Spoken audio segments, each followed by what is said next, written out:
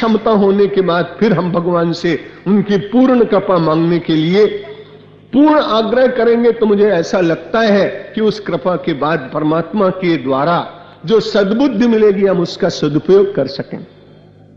श्रीमद् भगवद गीता संसार की वस्तुएं भले ही न देती हो, वो तो वस्तुएं तो प्रारब्ध के अनुसार ही मिलती है। आपने अनेक बड़े बड़े संपन्न परिवारों में देखा होगा, सामान्य व्यक्तियों की अपेक्षा पशु और पक्षियों को अधिक सुविधा मिल जाती। सितंबर मास में डिट्रॉइट नगर में श्रीमद् भगवद गीता पर 5-7 दिन के लिए प्रवचन करने के लिए लोगों ने अमेरिका में आमंत्रित किया। जिस परिवार में ठहरा था, वहां युगांडा के पास एक रुआंडा और उरुंडी नाम के छोटे देश हैं, और वहां एक पक्षी होता, उसको किसुकू कहते हैं। वो बहुत अच्छी भाषा बोलता है, जो कुछ आप सिखा दें बड़ी जल्दी सीख लेता है। उस परिवार में वो लोग 5,000 रुपए का वो पक्षी लाए और उन्होंने उसके लिए बहुत अच्छा एक पिंजरा बनाया। अब सर्दी की ऋतु आने वाली थी, इसलिए उसके पिंजरे को ढांकने के लिए फर का एक कोट बनाया गया, जिससे इसमें जरा भी उसको ठंडक न लगे।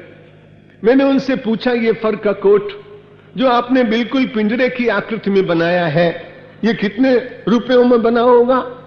संपन्न व्यक्ति थे, उन्होंने कहा कोई ज्यादा नहीं महाराज, $2,000 खर्च हुए, यानी ज्यादा से ज्यादा 70,000 रुपए खर्च हुए। मैंने कहा आप इसके भोजन की बड़ी व्यवस्था करते हैं। मैंने देखा प्रातः काल दूध देते हैं, मध्याह्न में आपको उसको नट्स देते हैं, सायंकाल आप उसको फ्रूट्स देते हैं।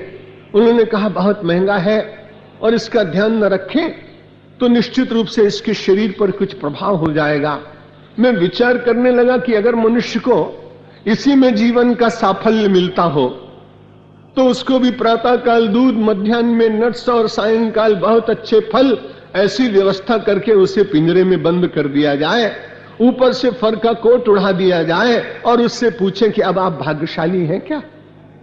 अगर लोग अपने भाग्य की बहुत बड़ी पहचान, और संसार में प्रायः पश्चिमी चिंतन में जीने वाले लोग जीवन का क्राइटेरिया यही बना रहे हैं, मापदंड यही बना रहे हैं, नापने का यंत्र यही बन रहा है कि सुविधा और वस्तुएं जिसके पास वही सबसे अधिक भाग्यशाली, वही बहुत अच्छा। सुविधा मिले इसका निषेध नहीं, वो तो व्यक्ति को मिलेंगी, लेकिन सुविधाएं ही प्राप्त हो धर्म के द्वारा तो हम सब लोग निश्चित बात है कि कहीं अटक जाएंगे।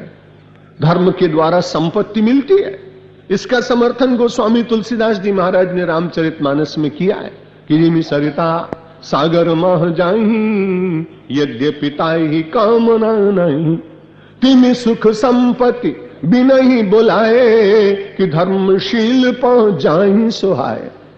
धर्मशील मानव के पास सुख और संपत्ति स्वाभाविक रूप से आती है। यहां स्वाभाविक रूप से बात कही गई है।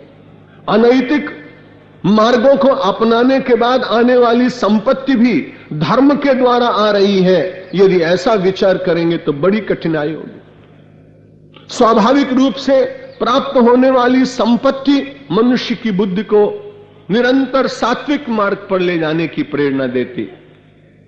अनीति के मार्गों से प्राप्त संपत्ति मानव को व्यसनोन्मुख बनाती।